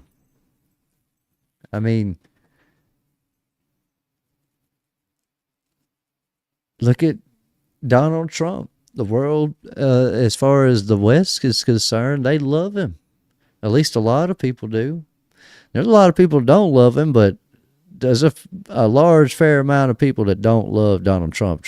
We all know that. We all can trust that. But what I'm saying is that they love him. Do not even the publicans the same? They love him. And what's his reward? He's a billionaire. He's the president of the United States. World loves him. People love him.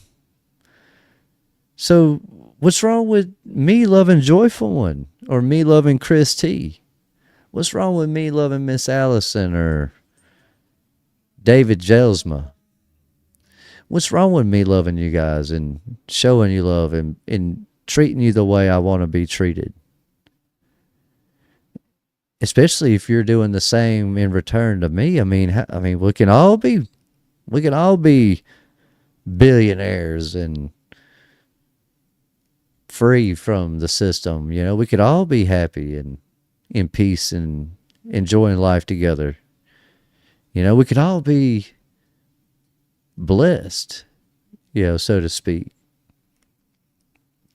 Just like the politicians. That's what that's telling you. But if you salute your brethren only, what do you more than others? Do not even the publicans so? That's kind of like that whole minding your own business thing. A lot of people, a lot of people will say, I don't really follow politics anymore, or I don't watch this anymore, or I don't participate in that anymore because I'm a Christian, or because I'm saved, or because I'm this way or that way. And what I'm not saying is that you should. What I'm saying is that what this is saying, if you salute your brethren only, that's like, for example, we only recognize the people we care about, and we don't recognize the people we don't care about, then what do you more than others? And how are we any better than anyone else? Because they're doing the same towards us in our community, in our little season community, as we call it. People are doing that with this whole idea and concept. They look at it and say, we're all on the same page. We're all brothers in Christ, but they're lost over there in the little season. They're not like us. We're no better than them, though, when we disregard them and cast them aside. It's like the biblical hitmen, for example. I love them. I like listening to them, and they have a wonderful show. It's really good. I enjoy it. We don't agree on a lot of stuff, and it's cool. It's okay. I know that what they're doing is serving a good deed in a different way. The crowd that they're reaching to hasn't quite made it through certain doors that some of us in the little season have made it through. They just haven't quite filtered throughout all their layer, but their love for people and each other it's really good, in my opinion. I think that they're a wonderful people, wonderful group of guys. It's just odd that they have some varying beliefs, and sometimes they may not be as candid as they should be on certain things, especially when it comes to language, the way we speak. Miss Nancy says she uses a notebook also because she doesn't want to forget. Yeah, it's like my phone here. It's got thousands of notes in it. This tablet, just keep pouring stuff into it. I write reminders nowadays. This thing is saying, never mind. This OBS is being weird, saying it was disconnected. Now it's saying it's reconnected. So I think my internet might have, I don't know. Actually, I guess my internet's doing fine. I don't know what's going on with that, but that's a great idea. Prayer list on the fridge. Yeah, that is a great idea. Chris T says, just got a notebook by my bed. Keep it for dreams now to try and remember more. Actually, that's a really good idea. It's one we don't. I've never thought about trying to record my dreams, but maybe I should. It would be kind of cool to do a whole episode maybe one day where we just kind of go over what all the dreams that everybody's written down. I think that'd be kind of cool to hear what other people dream about.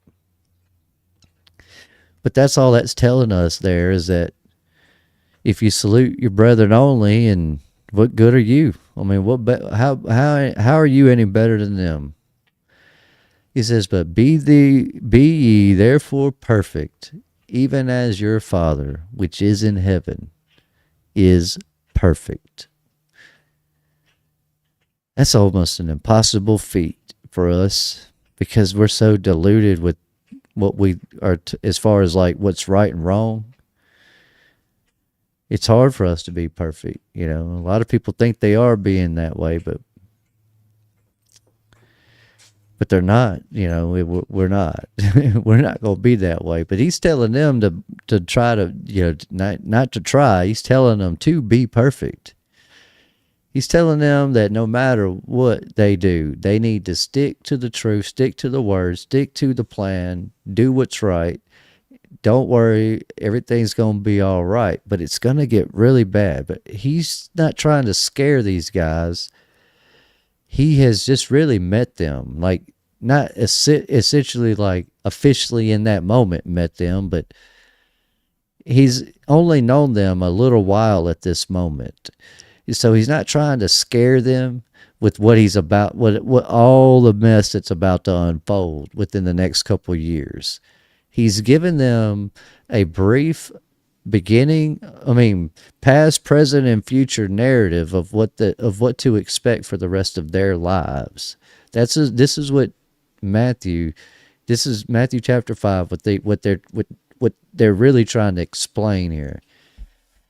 All of this is going to break up and be expounded upon further as we go through Matthew and as we go through other books of the Bible. The same as anyone who goes through other books of the Bible, it expounds upon all of this one chapter. But this whole chapter by itself is just simply Jesus trying to explain to the disciples. He's teaching them their first lesson, basically. Like he's giving them an understanding, but in a peaceful, calming kind of way. Like telling somebody they're about to go to the electric chair, but doing it in a way that makes them be at ease about it.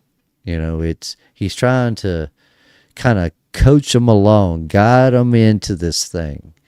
He's preparing them for all of the bad that's about to unfold for that entire group of people. The disciples, all the people of the world. He's preparing them for this. And he's doing it in the most loving and most tender and most thoughtful kind of way. That's what I take from this whole chapter. And I'm not sure what you guys took from this chapter, but I'd love to hear about it. I'd love for you guys to share your thoughts as far as what you thought it meant to you, Of course, you don't have to, but it's cool listening to them and reading them and seeing what you guys have to say. But yeah, that's how I take this. I'm reading through this thing and I'm realizing, okay, so he's just trying to prepare them, He's trying to get their engines revved up and getting them ready to hit the road and get out there and do what needs to be done. It's kind of like Trish Clark kind of mentioned earlier, it's just get out there and do it. It's time to get things done. There's no need to sit here and keep and continue dwelling on things that are irrelevant and don't matter.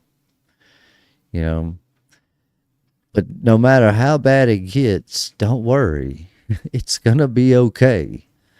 Even for you in the little season, even for us today, things will get better in time for all of us, for all of you, for all of you that are here going through your own trials and your own tribulations. I know life isn't perfect for everyone. And I know it's hard out there at times. I get that. And I think a lot of us do. But it will get better. There will come a moment where all of this has to come to an end.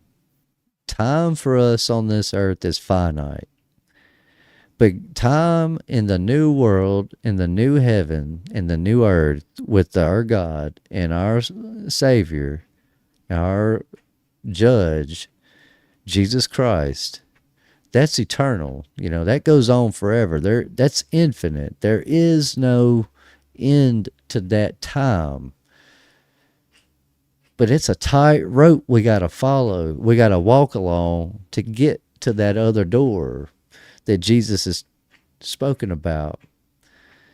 The one that we're reading about, the one that leads us to the white throne of judgment and into that next world, that next reality. The blessing with us is that we don't have to walk that rope alone anymore. Jesus is going to walk along with you. He's going to be with us every step of the way. He's with you and me just as much as he is with biblical hitmen and Joel Osteen's congregation. The difference is that just because Jesus is with every one of us doesn't necessarily mean we're with Jesus. Just because he's helping you don't mean you're helping yourself or even doing right. We often take for granted the times we're in. the blessings that we have, the lessons we learn from. We kind of continue to do things that hurt us over and over again. It's like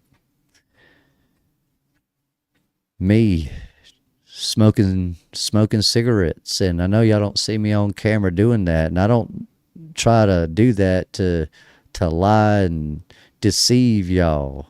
I don't want to be an encouragement to that, is all that is, and I don't want children to be encouraged by that. Just despite the fact that it's something I'll do when I hang this up and go outside later. I'll smoke a cigarette. It's a thing I do I shouldn't do. I wish I didn't, but I keep doing it, and I keep making excuses for why I keep doing it, and but I don't not do it on camera with you guys to try to deceive you. I'm not trying to fool you into thinking I'm the best person out here and I don't have any flaws. But I'd rather you not see the flaws that I have. I'd rather you see perfections, made by Christ in me. The same as with you guys. I don't want to have to. I don't want to call you guys up and then be worried about judging you and looking at you and thinking, man, why is he living like this or living like that? I'm not worried about all that. We're all in this together. We got this long road ahead of us. It's called eternity. And I want to explore it and discover what it is with every one of you. I want to be there with all of y'all. Hey, Rocky Shepherd, welcome, man. You made it right here at the tail end, brother. Good to see you, though. Good to see you. Nancy says, my Bible is teal, and I made watercolor flowers to glorify it. Love me some colorful, pretty things. That is beautiful. Y'all see that? Man, look, if y'all don't believe me, come to Discord, and you'll be blown away at how happy you are just in the presence of Miss Nancy. I mean, she just has that aura around her, and it's kind of contagious, It's she's wonderful. It's wonderful. Brother David says, Kim, I even see him when a cat smacks a dog. Such a funny and adorable thing to see. Oh, said Christine, my phone knows me too well. I guess I missed a point there that he made. I'll have to scroll back up. But yeah, it's a blessing to have you guys here, man. It's been women, men and women. Man, I don't know why I'm saying man today. Like that's my thing today. I guess I'm saying man now. But yeah, I love you guys. I love each and every one of you guys. And, one thing that burdens me is that I don't have a lot of time, not the way it seems. I work a lot and I stay up a lot, and I worry and pray for you guys. And it burdens me that I don't get to reach out and talk with all of you, but I would. I'd reach out and talk to every single one of you if I had opportunity. Even the ones that disagree. I'd love to have a conversation with those type of people. But at the end of the day, I'm happy with what we have and I'm happy with what I have. But I'd be much happier if we had more people and we had more going, we all had more going on. I'd be happier in that way, sure. But I'm not worried about being happy so much as I'm worried about having peace. I'm worried about having eternal life. I'm worried about having love for my neighbors and being loved by my neighbors. That's what I'm looking forward to. A world where we are all together, one and the same, thinking alike, doing alike, not hurting each other, but all different in our own little way, I want to see what Miss Allison's house looks like in the new world. I think it's going to be an amazing thing to see. I wonder what Chris T's going to build or have to dwell in, or are we all going to dwell in the same building? We won't really truly know until we get there, but there's only one way, and this book is going to teach us that. And as we go through it, we're going to learn that. I know a lot of us in this community already figured that out, and I know people outside this community kind of figured that out as well. But there's a difference in loving Christ and knowing Christ. And just like there's a difference in loving Christ and believing in him.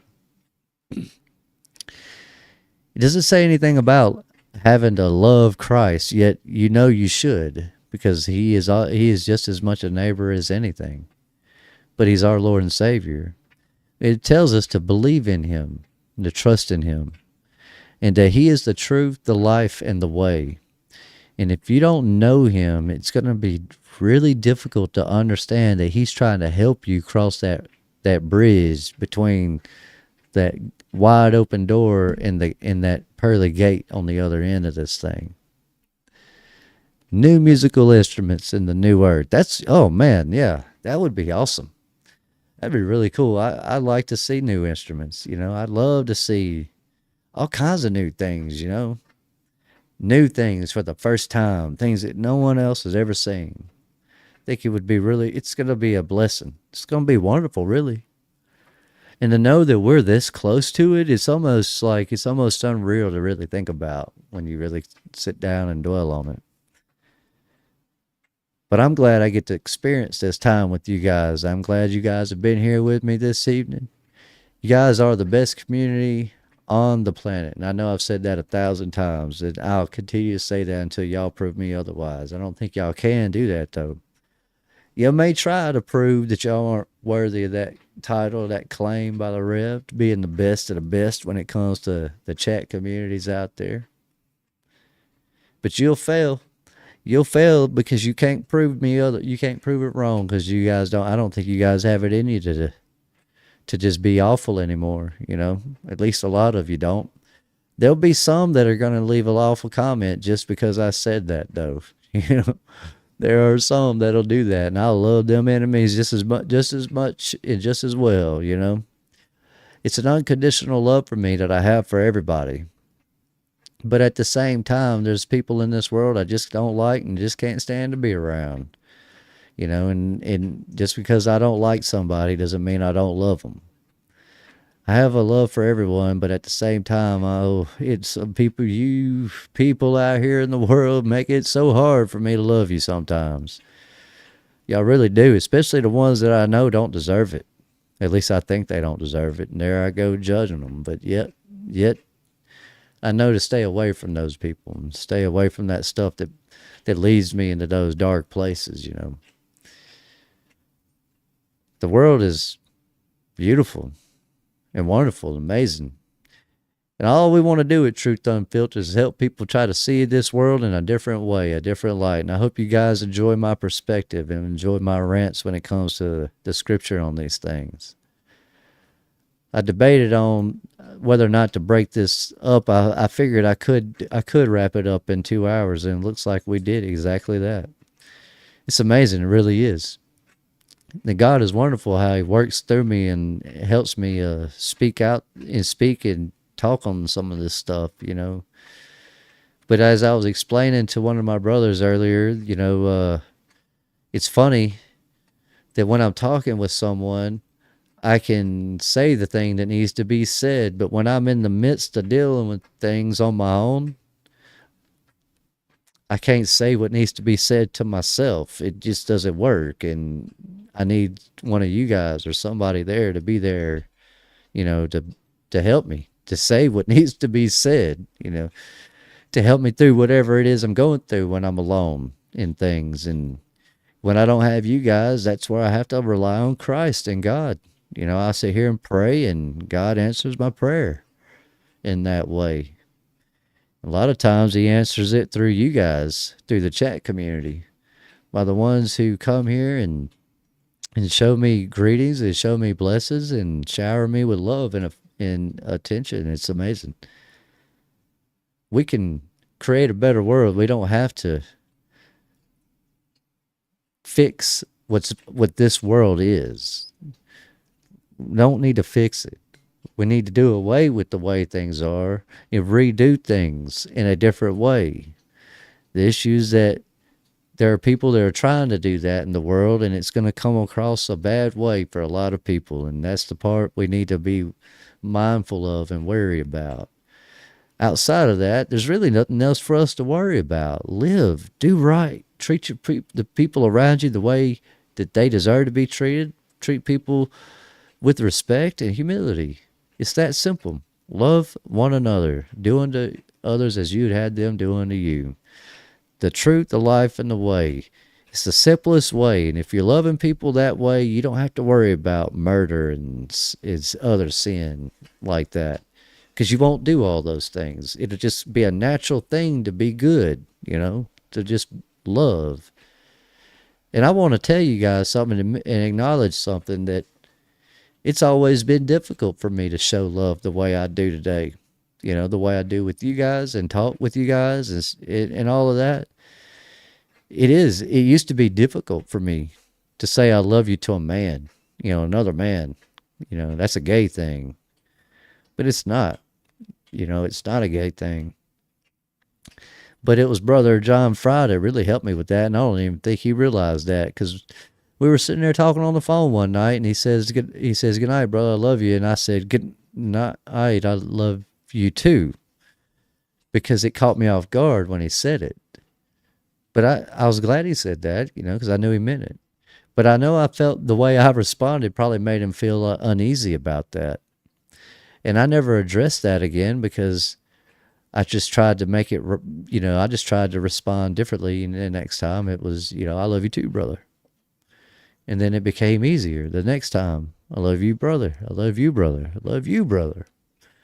The more I say it, the more easy it gets to say. I don't know how else to explain that or how to break that down, but it's like anything.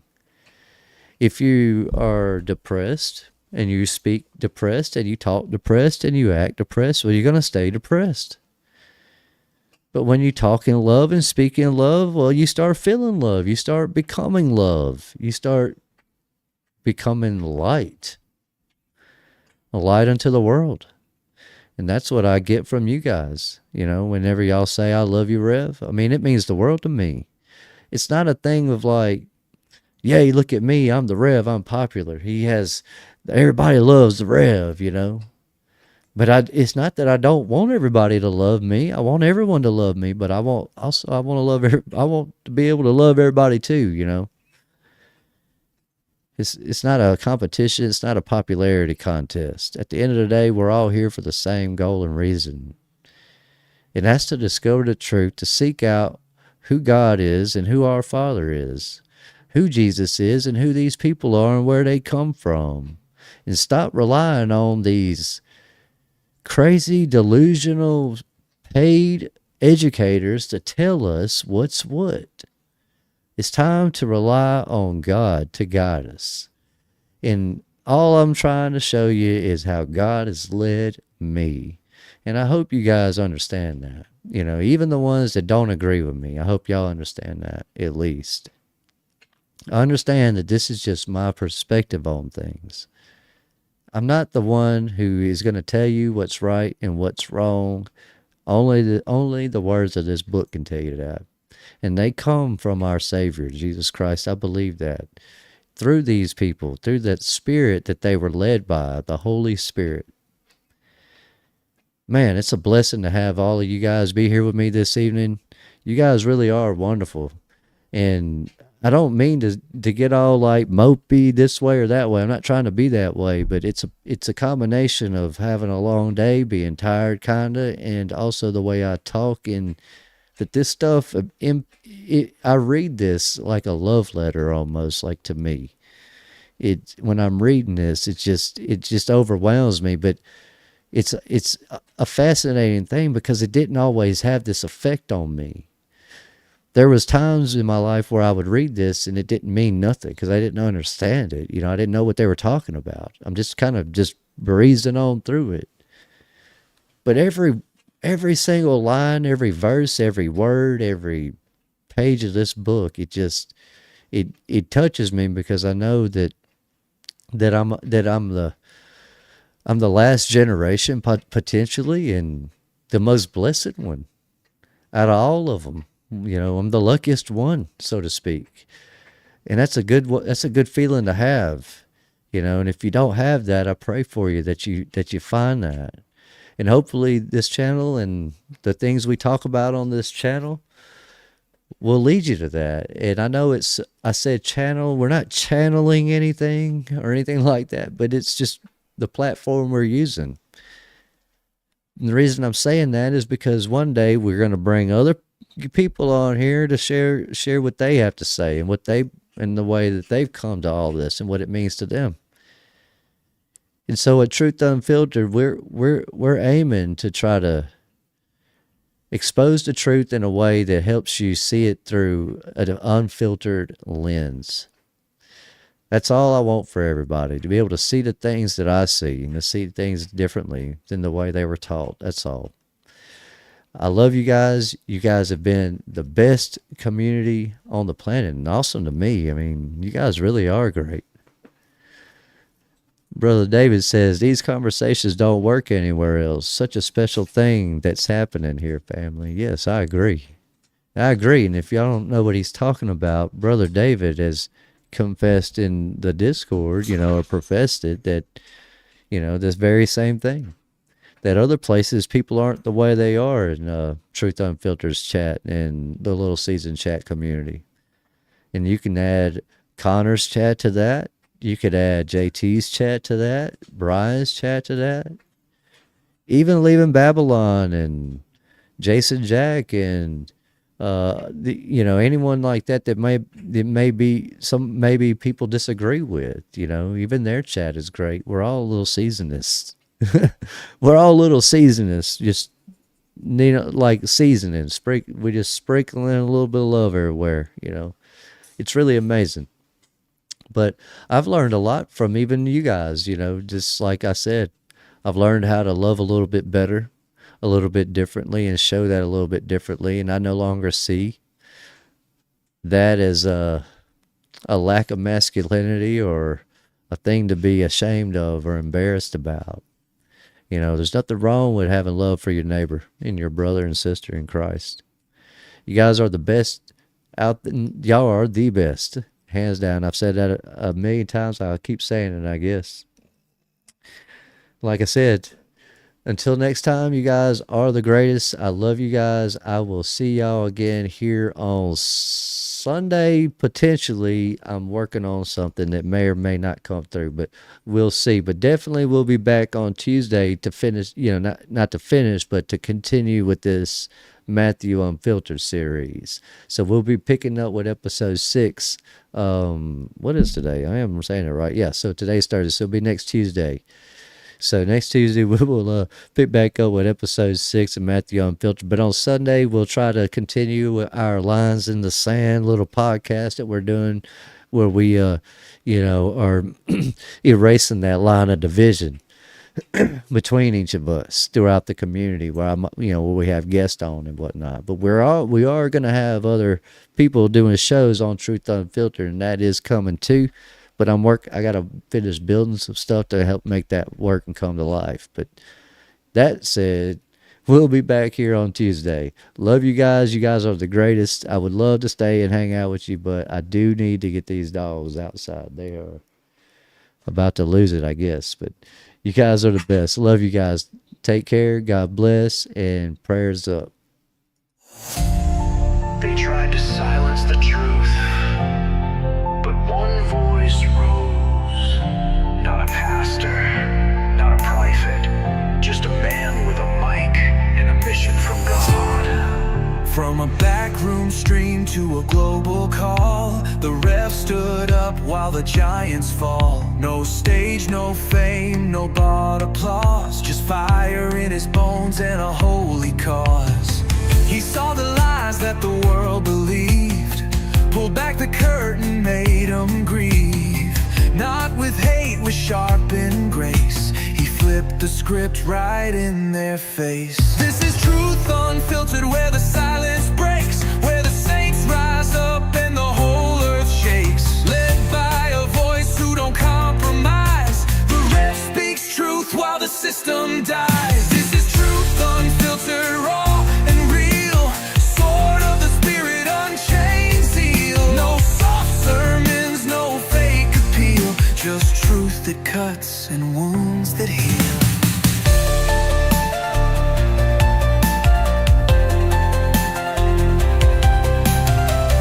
Not your preacher in Sunday shoes, he's boots on the ground with the headline news, breaking down lies that the world repeats. azure scrolls to the revelation. He walks through fire so we see clear, unveils the word with holy fear. And if they strike, he still won't run. He knows the war's already won.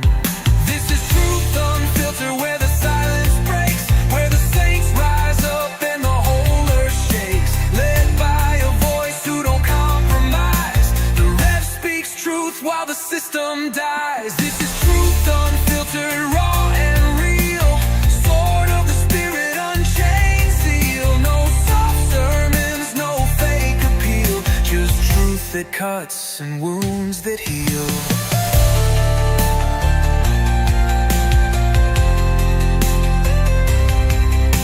Speaks for the lonely, the cast aside, the ones still standing though the rest all lied. For those in the little season fog, he's a lighthouse fire in a world of smog. It ain't about cloud, it's a holy stand, with the gospel burning in his weathered hands. Through trials, loss, and shadow war, the rev keeps knocking on Babylon's door. Not a title, not a brand, just a voice for the voiceless, with truth in his hands. Truth unfiltered, we were born for this.